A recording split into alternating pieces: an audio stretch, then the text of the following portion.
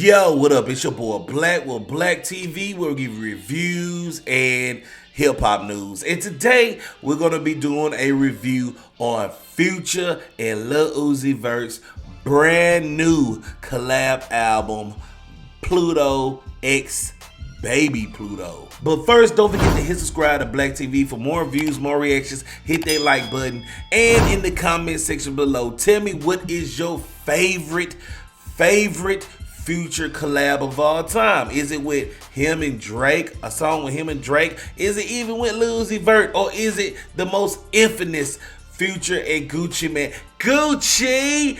Any song they done did, leave it in the comment section below and let me know. So without any further ado, let's go ahead and jump into this Pluto X Baby Pluto. If you're a Future fan and a Lil Uzi Vert fan, you know they have done collabs in the past. Just like earlier this year, back in July, they did collabs of Paddock and Over Your Head. Now, those two songs was pretty meh. I mean, Over Your Head was pretty alright, but it wasn't really anything that I would put on my playlist. But you know, they done did Too Much Sauce and just other songs on each other albums. And now they actually dropped a collab album.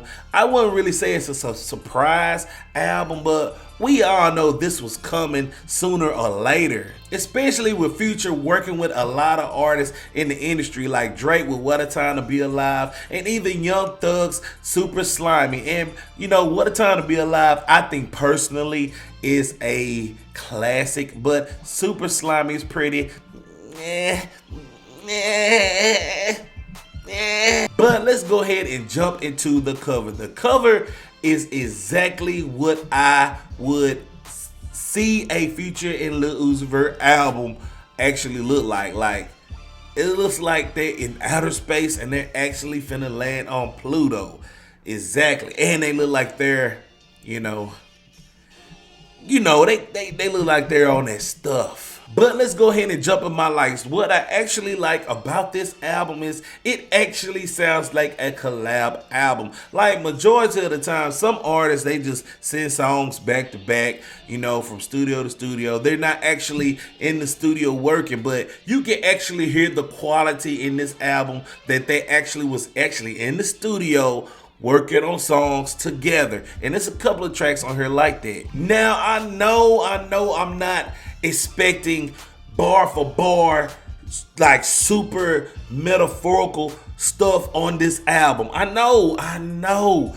But if you go into this album, you really expecting the vibes, and the songs that really stood out on that had that kind of vibes is track 5, Drinking and Smoking, which really is just talking about this female, and track 8, That's It, and especially track 16, Moment of Clarity, which I think has the best, kind of vibe what both of them actually offer on songs, on music, period. The best thing I actually would say about these two is that they both have similar styles, but they talk about different stuff. Like, both of them do melodic music. They reverb on their whole when they harmonize it and all of that. Track 1, Stripes Like Burberry, was pretty alright, but I wouldn't actually have that as an opener. And track 15, Bankroll, really reminds me of that song Future did with YC called Racks on Racks.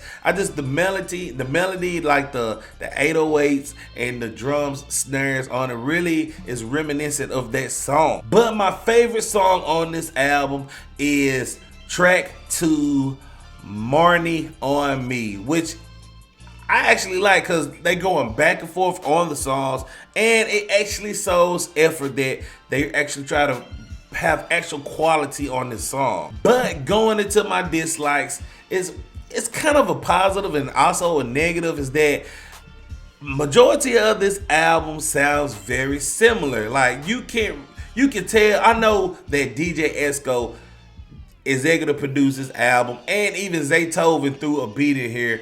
But if you just ride it and actually listening to the album, all the songs just sound the same. Like, I know that certain songs have sound like they put effort into it, but they're just talking about the same stuff over and over and over, like women and just doing drugs and all that certain things. And I really hate when artists put like solo songs on their collab albums, like with track 10 Rockstar Chains was really just a braggadocious song by Future, and track 11 Lullaby by Lil Uzi Vert. It's really just him just going off about, look, like this girl and stuff. He just venting about this girl, and those songs really just could have been left off, and it just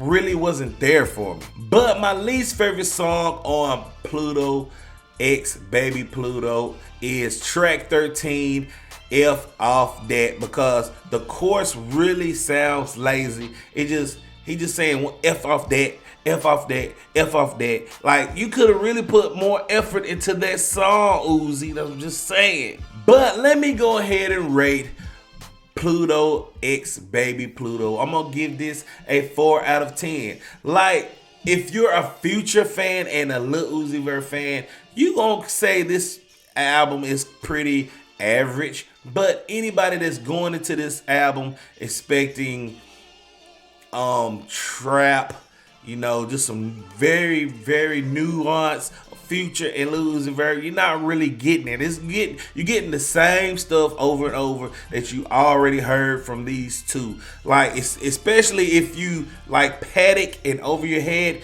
Like, I don't even know why these songs isn't even on this album, but if you heard those two songs before, you're basically getting a whole track list of this album. And like, I like the track list. It's 16 tracks and it's only 54 minutes. That's pretty good. That's a good size album, but it's just the same over and over vibes on here. But some people might like it, some don't, but I'm gonna give it a 4 out of 10. But the most important question is, what do you think of Pluto X Baby Pluto? Do you like it? Do you hate it? Don't forget to hit subscribe, leave a comment, and until next time, I holla next time on Black TV.